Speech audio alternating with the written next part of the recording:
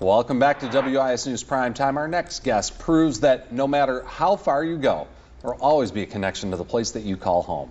One Richland County Deputy escaped the war-torn country of Liberia as a child back in 1989. Though he's built a new life here in the Midlands, there are still countless people back in Liberia who don't have basic necessities. That's why he's taking action and asking the community for help along the way. Here to tell us more about his mission is Deputy Thomas Browne. Deputy, thank you so much for being with us here today and sharing a little bit of your story. Can you just tell us a little bit about your move here and the war-torn that was going on in Liberia? Kind of what is the situation that you left? Well, thank you so much for having me. Yes, I left Liberia in 1909 when our civil war started, about 6 years old, and spent most of my teenage years in refugee camp. Migrated to the United States in 2000. Lived in Philadelphia for a while and then moved down to Johnson City, Tennessee, where I met my wife, got married, went to East Tennessee State University and moved down to Columbia because of the military, and then got a job with the Sheriff's Department. Yeah, wow, incredible journey.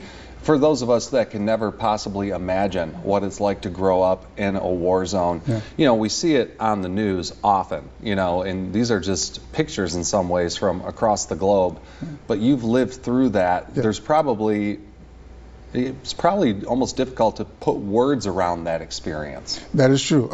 Being in refugee camp, I mean, you talk about the basic necessity of life: food, water, health. Those are things that were not available at all because you're in a different country, and whatever it is you can scrape and come up with to survive is what you need to do to survive. Shoes, clothes, things that we over here in the United States take for granted. Those are things that are very hard to come by, especially when you're a refugee in another country. Well, you're here now, but you are still very tied to home, and you're actually giving back to home. Tell us a little bit about the ways in which you are still giving back to Liberia. Yeah, so I'm from a small village called Sewin, which is in the southeastern part of Liberia. Population between 500 to 600, and they're about four hours away from the main city. And so as far as schools, they don't have a building. So the building they have for school is made of mud and sticks, and the kids don't have shoes, pencil, and all the stuff that your average kids in the United States will have, like going to kindergartens and things. So I felt the need that I was given the opportunity to come to the United States. This great country have offered me the opportunities to make my life better, and what best way to pay it forward than to look back and see how well I can help my fellow Liberians back home, especially the younger ones who need that helping hand, to at least give them that hope that there is somewhere in the future for them to excel.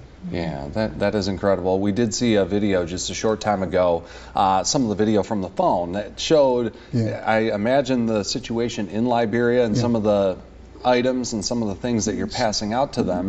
Give us an idea of that effort and what that's like, those on the receiving end, how they're receiving these. So it's incredible. Yeah, it's amazing when they get these items back there, because it's mind blowing.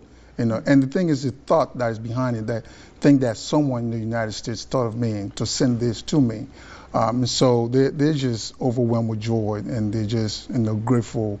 And the experience is just, when you do it, the experience, it brings so much joy and tears to your eyes to see that, look, I can give someone another hope in life, and let them know that there are people out there, even though we're across oceans and we don't see, I don't know them, they don't know me, but they have me in my mind, they have in their mind, to help me out. So.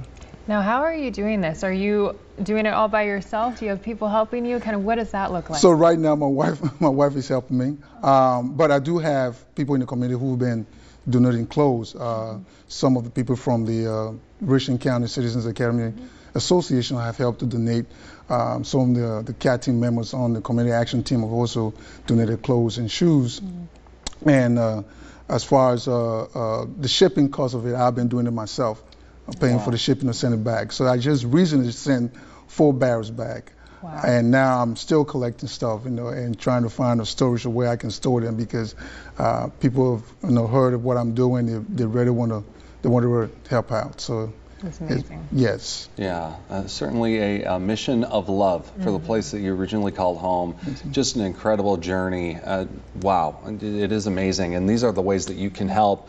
You can contact him right there at that email on your screen. And of course, they're taking donations, clothing, shoes, anything. Also, all of these school supplies that just go to make such a big difference for those in Liberia, a place where Thomas originally called home and came all this way right here to Columbia, South Carolina, and now serving us in our community. Thank you so much for telling your story. Thank you so much. You bet.